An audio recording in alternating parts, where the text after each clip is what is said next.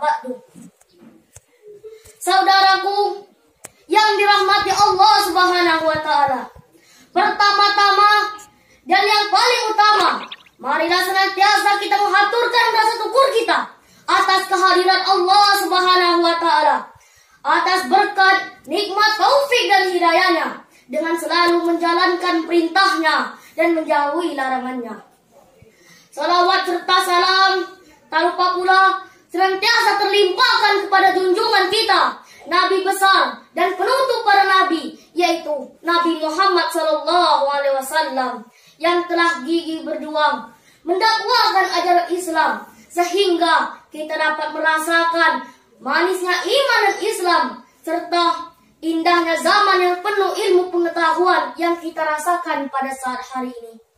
Saudaraku yang dirahmati Allah Subhanahu wa taala, izinkan saya menyampaikan Quran surah Al-Imran ayat 190 yang berbunyi, A'udzu billahi minas syaitonir rajim. Bismillahirrahmanirrahim. Inna fi khalqis samawati wal ardi wa ikhtilafil laili wan nahari la ayati li ulil albab. Sesungguhnya di antara penciptaan langit dan bumi, bergantinya siang dan malam, terdapat tanda-tanda kebesaran Allah Subhanahu wa taala bagi orang-orang yang berakal. Siapakah orang itu? Yaitu orang yang selalu berzikir kepada Allah, baik dalam keadaan berdiri, duduk, dan melihat alam semesta ini. Tidak ada satupun yang sia-sia dari ciptaan Allah Subhanahu wa taala. Saudaraku yang dirahmati Allah Subhanahu wa taala, lihatlah lautan. Lautan adalah ciptaan Allah. Lautan ini asin rasanya, begitu luas dan dalam, sejauh mata memandang hanya nampak biru yang begitu indah. Bahkan 2/3 permukaan bumi ini berupa lautan. Di dalamnya ada jutaan, bahkan miliaran ikan hidup, dari yang terkecil hingga yang terbesar.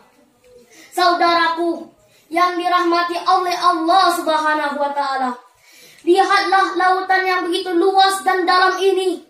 Airnya yang asin ternyata tidak mampu menjadikan seekor ikan pun terasa asin. Ikan-ikan yang tertangkap oleh nelayan, tidak ada satupun yang terasa asin. Ikan itu tetap tawar. Mengapa? Jawabannya cukup sederhana, wahai saudaraku. Ketika hidupnya, ikan senantiasa bergerak, makan dan minum atas takdir dan ridhonya Allah. Artinya, apa yang ikan makan, ikan minum dikalakukan dalam kehidupannya adalah apa yang Allah takdirkan kepadanya. Dan ikan pun memperoleh ridhonya Allah, dan Allah pun melindunginya dari asinnya air laut. Tapi lihatlah ketika ikan itu keluar dari lautan, baik tertangkap ataupun terdampar, sehingga tidak bisa bergerak, makan dan minum lagi, kemudian mati, dan ikan itu tetap tawar. Sehingga perlu garam agar asin, gula agar manis, cabai agar pedas, dan lain sebagainya. Saudaraku yang dirahmati Allah Subhanahu wa taala, hikmah dari penciptaan ikan tersebut bagi kita adalah kita harus hidup senantiasa dalam keridhaan Allah. Apapun aktivitas kita, makan dan minum sesuai dengan apa yang Allah ridhoi saja. Bila Allah sudah ridho pada kita, Allah pasti akan melindungi kita dari fitnah dunia ini, sebagaimana Allah melindungi ikan dari asinnya air laut. Lihatlah orang-orang yang jauh dari keridhaan Allah, mereka akan mudah terperosok masuk dalam kehinaan dan kesengsaraan.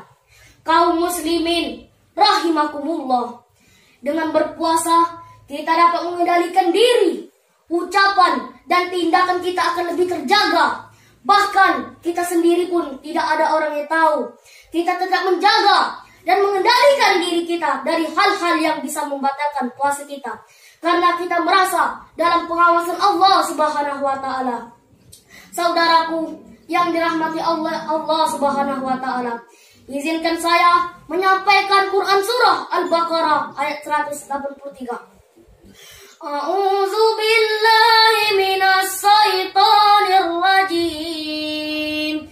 Bismillahirrahmanirrahim.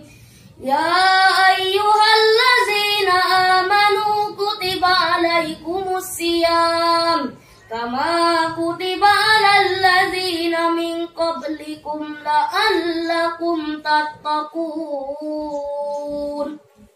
Wahai orang-orang yang beriman, diwajibkan bagi kamu berpuasa di bulan Ramadan sebagaimana diwajibkannya orang sebelum kamu agar kamu bertakwa.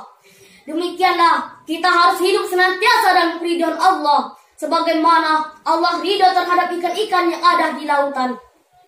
Demikian saja yang dapat saya sampaikan. Lebih dan kurang saya mohon maaf. Kepada Allah saya mohon ampun. Akhirul kalam. Billahi taufiq wal hidayah wa ridha wal inayah. Wassalam.